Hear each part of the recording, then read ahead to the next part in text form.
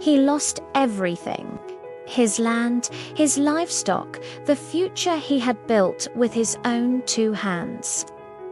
But in the rubble of his life, something unexpected happened.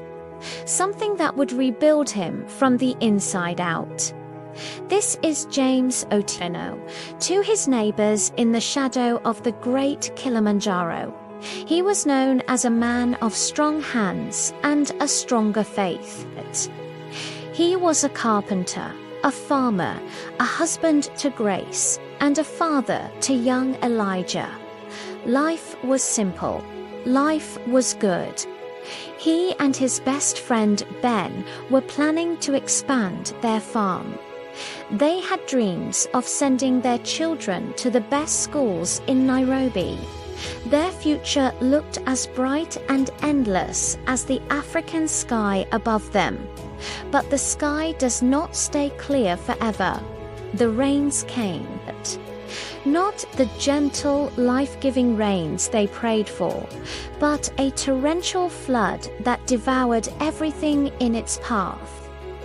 In one terrifying night, the river burst its banks and swept through their farm. The maize was gone. The vegetables were gone.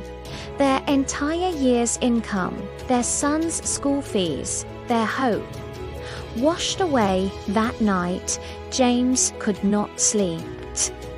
He sat in the dark, listening to his wife weep and his son toss and turn.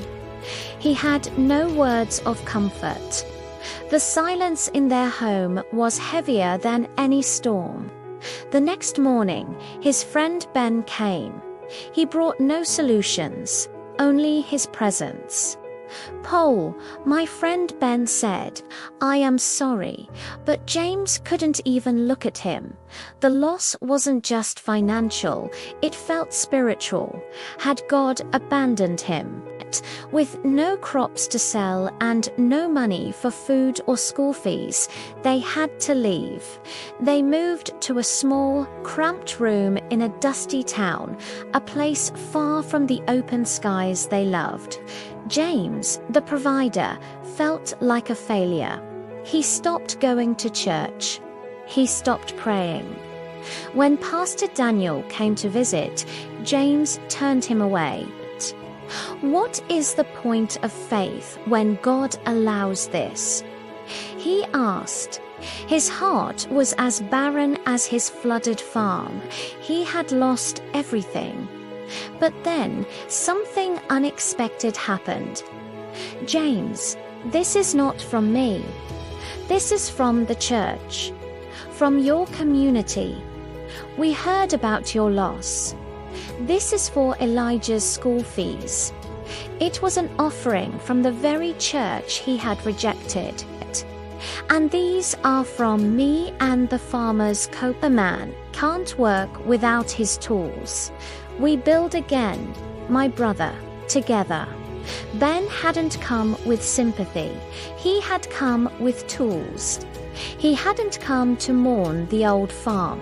He had come to help build a new future. In that moment, James understood. He hadn't lost everything. He still had his community.